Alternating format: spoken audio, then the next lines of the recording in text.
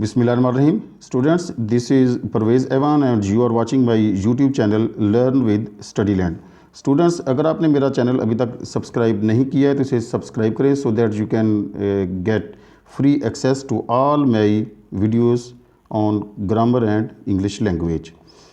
Students, our today's topic is demonstrative pronoun.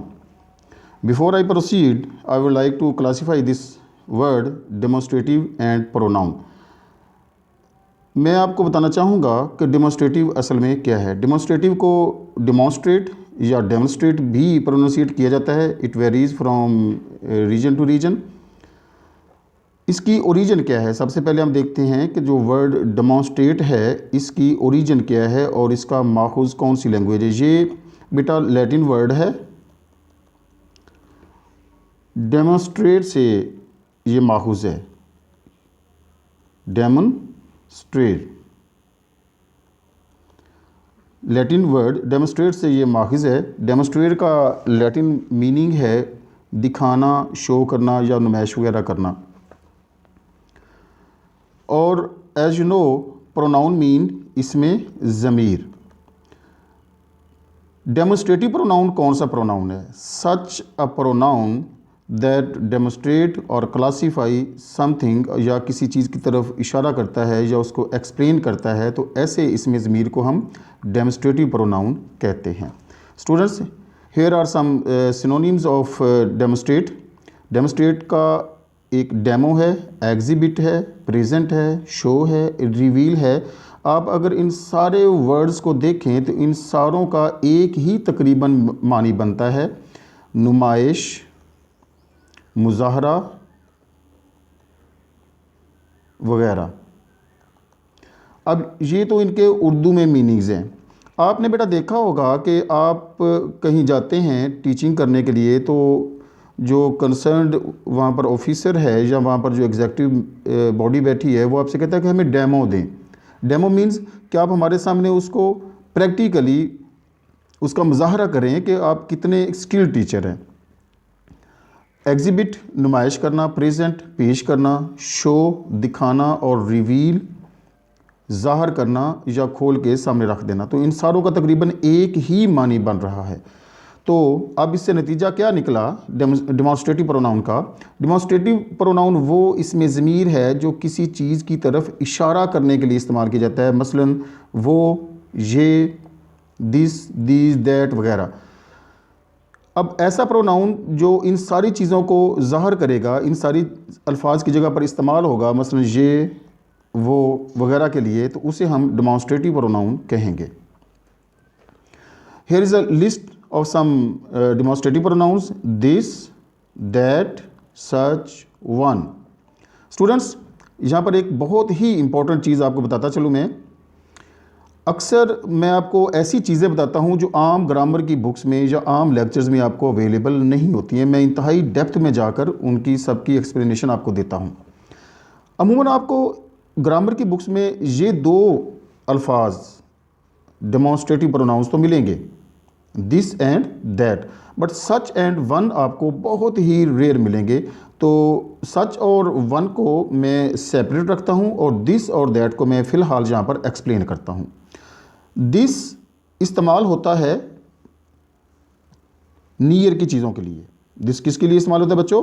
Near की चीज़ों के लिए. और दैट किसके लिए इस्तेमाल होता है? फार की चीज़ों के लिए, दूर की चीज़ों के लिए. अब कोई चीज़ दूर है तो उसके लिए हम कहेंगे वो चीज़. अगर कोई करीब है तो हम कहेंगे ये चीज़, या ये किताब, ये गिलास, ये पेंसिल वगैरह वगैरह. अब ये करीब और दूर डिस्टेंस वाइज ये वेरी करते हैं इनके ये वर्ड्स. अब ये नंबर वाइज भी स्टूडेंट्स वेरी करते हैं, सिंगुलर के लिए और प्लूरल के लिए. सिंगुलर के लिए दिस इस्तेमाल होता है,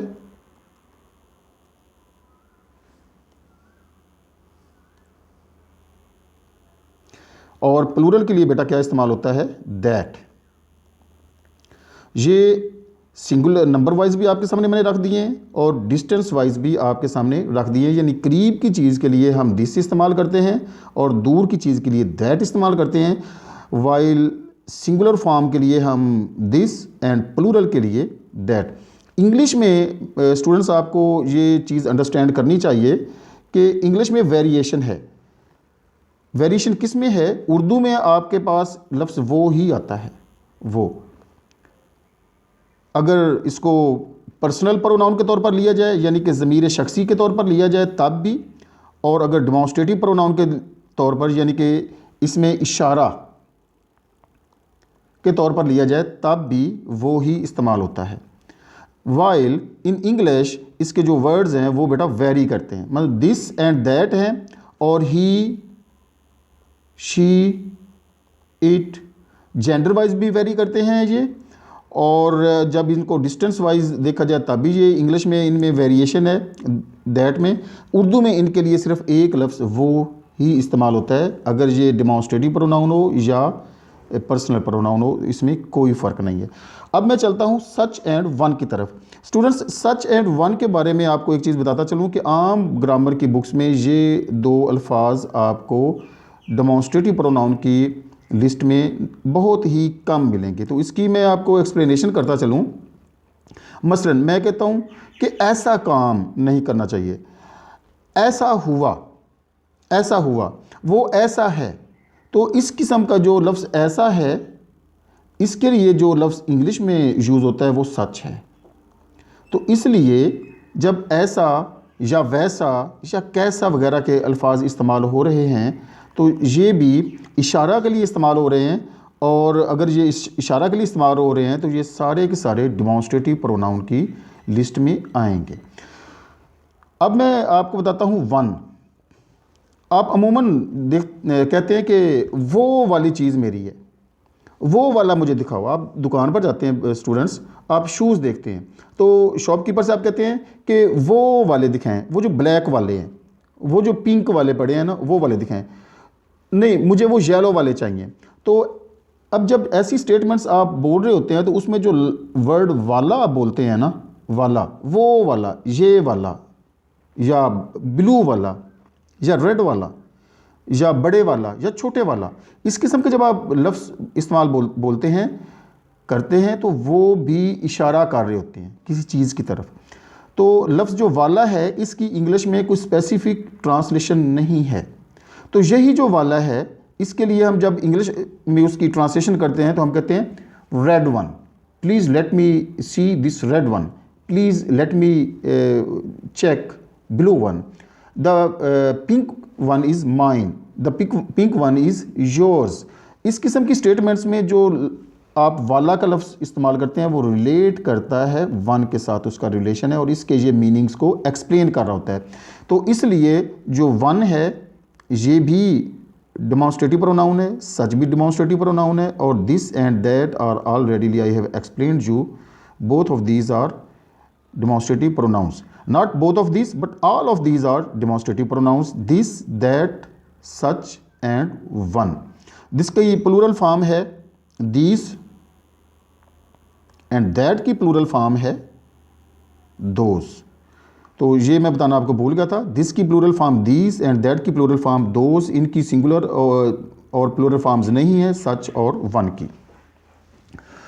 बेटा मैं आपको थोड़ी सी यहाँ पर प्रैक्टिकल इसके यूजेस बता देता हूँ। वो मेरी किताब है, आप हिंदी में करें, आप उर्दू में करें, वो मेरी किताब है। ये मेरी घड़ी है, तो इसमें वो और ये दोनों आपके डेमोन्स्ट्रेटिव प्रोनाउन हैं। और इसी तरह से मैं कहता हूं ऐसा ना करो, ऐसा शख्स या ऐसा करने वाला या ऐसा शख्स, तो इसमें जो लफ्ज़ ऐसा है इसके लिए वर्ड यूज़ होगा सच। इसी तरह से सुर्ख वाला या बड़े वाला, इसमें जो लफ्ज़ वाला है ये सारे स्टूडेंट्स इसमाए इशारा हैं, और वाला के लिए इस्तेमाल होगा वन, ऐसा के लिए सच, ये और वो के लिए दिस और दैट। होप स्टूडेंट आपको यहाँ तक समझ आ गई होगी। आगे बहुत कुछ आने वाला है, इस वीडियो को मिस नहीं करना है आपने और सारे को अच्छी तरह से अंडरस्टैंड करना है। मैं एक बात यहाँ पर आपको बेटा बताता चलूँ कि इंग्लिश ग्रामर बहुत ही इंपॉर्टेंट चीज़ है। जो स्टूडेंट्स इंग्लिश ग्रामर में बहुत ज़्यादा स्किल्ड होते हैं वो किसी भी एकेडमिक करियर में, किसी भी फील्ड में नाकाम नहीं होते हैं। वो मैं आपको बताता हूँ, अगर आप मैट्रिकुलेशन में हैं, आप इंटरमीडिएट में हैं, उसमें 40% तक का जो पोर्शन है स्टूडेंट्स वो डायरेक्टली ग्रामर का है, और रिमेनिंग जो 60% है उसमें भी 50% पोर्शन जो है उसमें कंट्रीब्यूशन इंग्लिश ग्रामर का है। सो इंग्लिश ग्रामर बहुत ही इंपॉर्टेंट है। पिछले दिनों में एक CSS स्टूडेंट की वीडियो देख रहा था, वो इंटरव्यू के लिए गई, और वो जब इंटरव्यू दे रही थी बच्ची, तो उसमें वो आर्टिकल दी का बहुत ही ज़्यादा, दी या दा, इसको इस तरह से आप प्रोनाउंसिएट कर सकते हैं दोनों तरह से, तो वो उसका फ्रीक्वेंट इस्तेमाल कर रही थी बगैर सोचे समझे कि कहाँ ज़रूरी है कहाँ ज़रूरी नहीं है, तो वो इस्तेमाल किए जा रही थी। मैं भी बड़ा ताज्जुब हुआ मुझे कि ये बच्ची किस तरह से इंग्लिश को बोल रही है, किस तरह से ये आर्टिकल का इस्तेमाल कर रही है।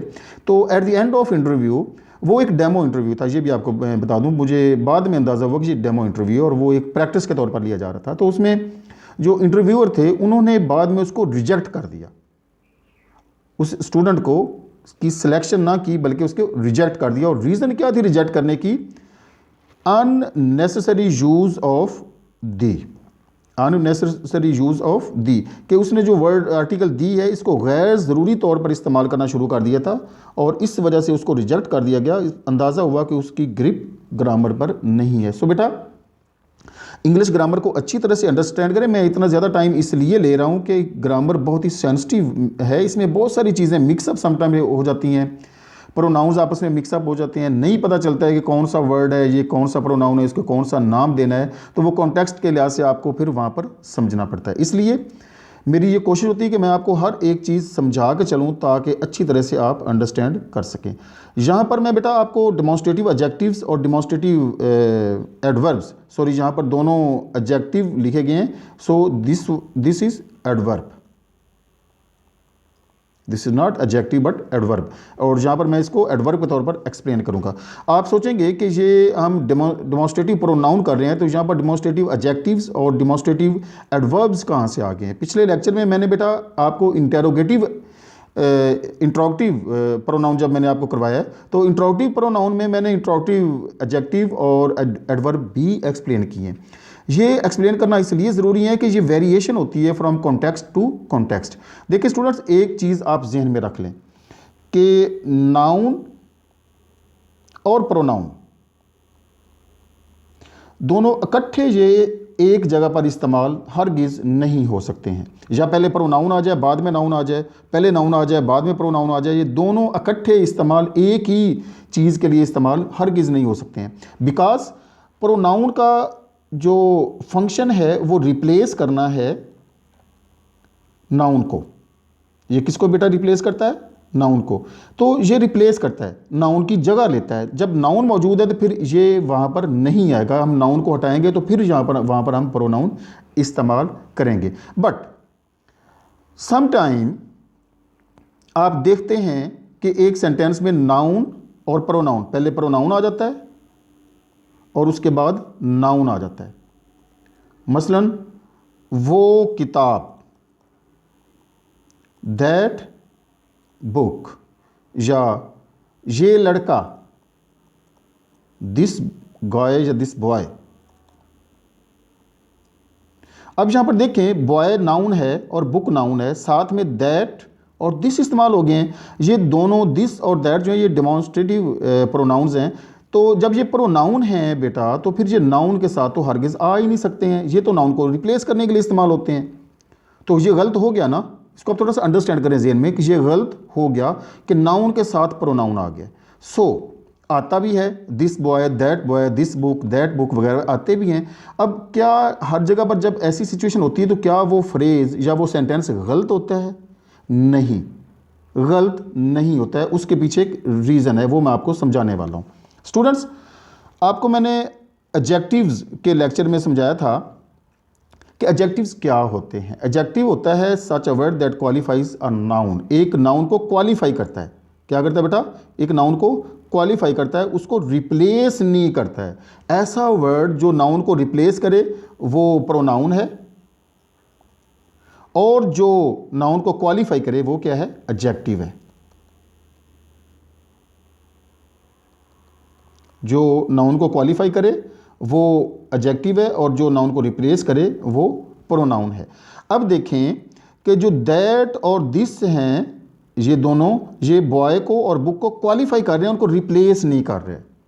ये आपने बात समझनी है, इनको ये क्वालिफाई कर रहे हैं, उनको रिप्लेस नहीं कर रहे हैं। उसके साथ आया, जब आसान अल्फाज में आपको ये बताता हूँ कि जब किसी इसम के साथ इसमें ज़मीर आ जाएगा ना, तो वो इसमें ज़मीर नहीं होगा बल्कि वो एडजेक्टिव होगा।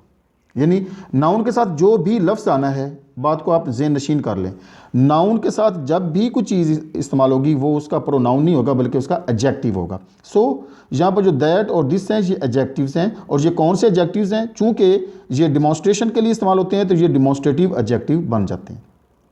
अंडरस्टैंड? होप आपको इसकी समझ आई होगी। ये कौन से एडजेक्टिव बनेंगे? Demonstrative adjectives. Such book, such boy, such an action वगैरह वगैरह। एक्शन भी तो एक नाउन है ना, तो इस तरह से ये क्या बनेंगे? एडजेक्टिव्स बनेंगे। और ये कौन से एडजेक्टिव बनेंगे? डिमॉन्स्ट्रेटिव एडजेक्टिव्स बन जाएंगे।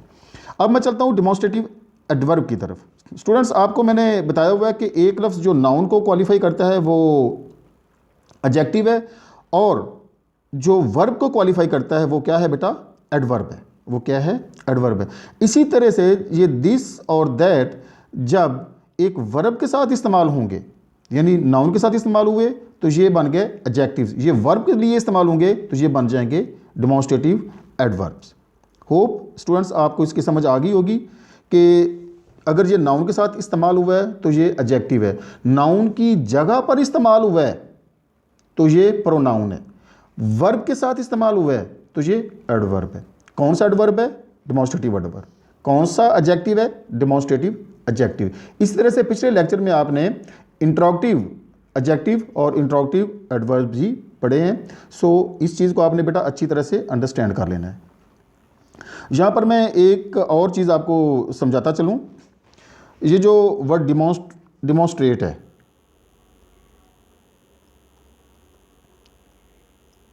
डिमॉन्स्ट्रेट क्या चीज़ है? अगर इसके साथ हम टू लगा देंगे तो ये बन जाएगा इन्फिनिटिव, यानी कि उर्दू में से कहेंगे हम मस्दर। अगर हम इसको डिमॉन्स्ट्रेशन करेंगे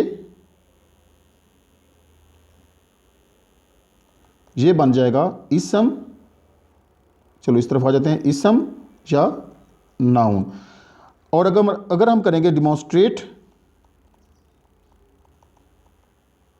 ये बन जाएगा वर्ब। और डिमॉन्स्ट्रेटिंग,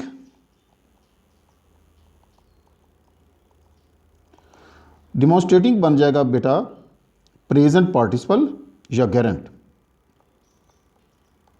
या प्रेजेंट पार्टिसिपल।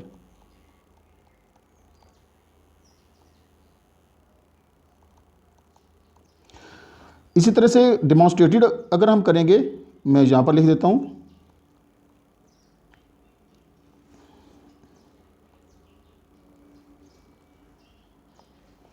यहां पर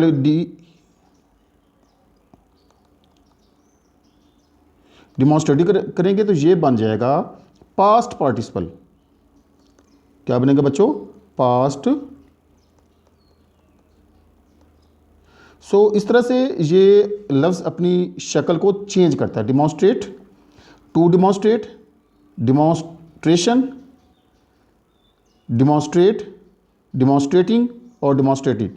पास्ट पार्टिसिपल, यहाँ पर ये प्रेजेंट पार्टिसिपल और गेरेंट, यहाँ पर ये वर्ब, यहाँ पर ये नाउन और यहाँ पर ये इन्फिनिटिव यानी मस्दर है।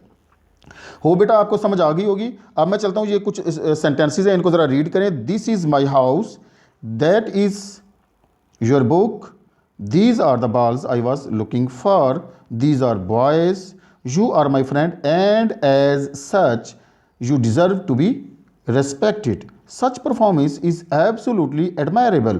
This is not my pen. Mine is red one. So understand करें इस सेंटेंस को। इनको ज़रा आपने रीड कर लिया है तो मैं इनकी एक्सप्लेनेशन में जाता हूँ स्टूडेंट्स।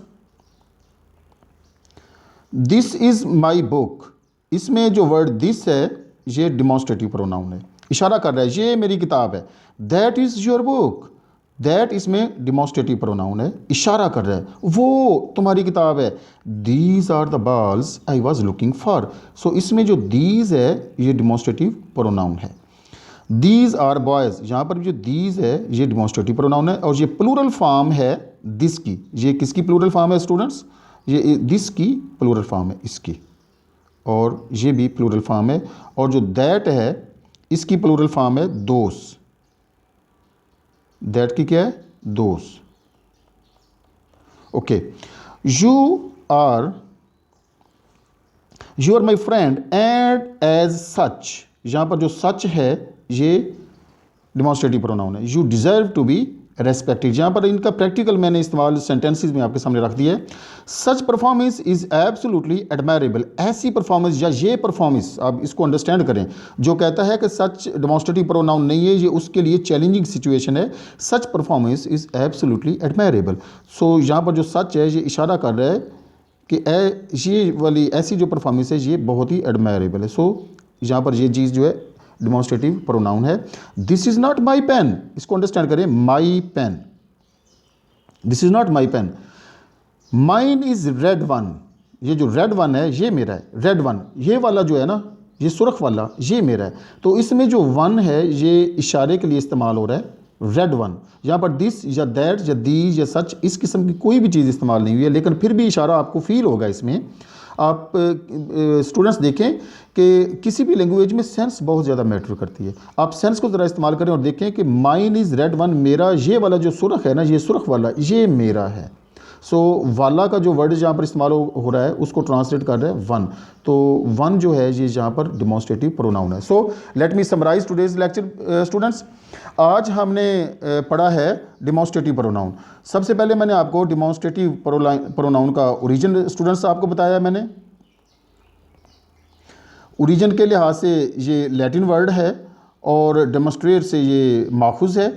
इसके उर्दू में जो इसका है वो इसमें इशारा है। ये क्या है बेटा? इसमें इशारा। डेमोस्ट्रेट इससे वर्ब है, टू डेमोस्ट्रेट इससे इन्फिनिटिव है, डेमोस्ट्रेट इसम, सॉरी डेमोस्ट्रेशन इसम, डेमोस्ट्रेटिंग गेरन और present participle, demonstrated past participle है। और ये इशारे के लिए इस्तेमाल होते हैं, करीब के लिए या दूर के लिए, सिंगुलर के लिए या प्लूरल के लिए। Demo, exhibit, present, show, reveal are these are its synonyms.